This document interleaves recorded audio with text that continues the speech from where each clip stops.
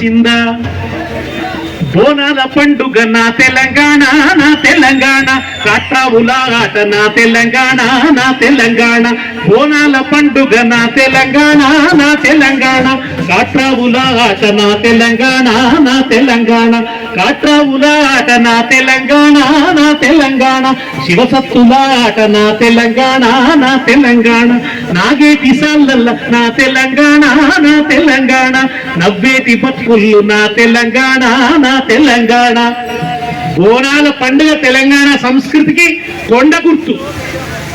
తంగేడు పువ్వులు తంబాలమంతా తీరొక్క రంగుల్ల తీరిచ్చిన పువ్వు తీరొక్క రంగుల్ల తీరిచ్చిన పువ్వు బంగారు చీరలు బాజారులన్నీ బతుకమ్మ పండుగ నా తెలంగాణ నా తెలంగాణ బంతి పూల తోట నా తెలంగాణ నా తెలంగాణ బతుకమ్మ పండుగ నా తెలంగాణ నా తెలంగాణ శివసత్తుల ఆట నా తెలంగాణ నా తెలంగాణ. దసరా పండుగ మనం చేసినట్టు ఎవరు చేయరు. దసరా పండుగ అంటే, బతుకమ్మ పండుగ అంటే, బోనాల పండుగ అంటే తెలంగాణనే. ఒకసారి నేను ఒక అపార్ట్మెంట్లో ఉంటుంటే నా పక్కకేమో తెలంగాణలో లేకుండే. అక్కడ దసరా పండుగ అందరూ మంచిగా ఆ రోజు ఇంత మాంసం కూర కూడా తింటున్నారు. తింటుంటే పక్కకున్న ఒక ఆంధ్ర ఆయన అడిగిండు, అదేమిటంటే మీరు పండుగ పూట కూడా మాంసం తింటారా అన్నాడు.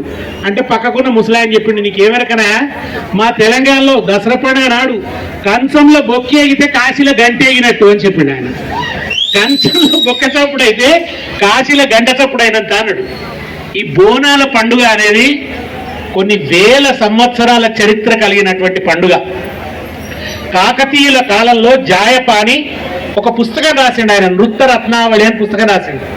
ఆ పుస్తకంలో బోనాల పండుగ సందర్భంగా చేసే నృత్యాల గురించి రాసిండు ఆయన. కాకతీయులు అంటే ఒక 1000 సంవత్సరాల కిందటి రాజులు, అంటే 1000 సంవత్సరాల కిందనే బోనాల పండుగ ఉన్నది. సర్వాయి పాపన్న హుస్నాబాద్లోని ఎల్లండ దగ్గర బోనాలు ఎత్తిండు అని చెప్పి శాసనం వేస్తున్నది. కృష్ణదేవరాయలు కూడా బోనాలు ఎత్తినట్టు, బోనాలు ఎత్తిపించినట్టు ఉన్నది. కనుక కొన్ని వేల సంవత్సరాల నుంచి తెలంగాణ కాపాడుకుంటూ వస్తున్న సంస్కృతి పండుగ బోనాల పండుగ.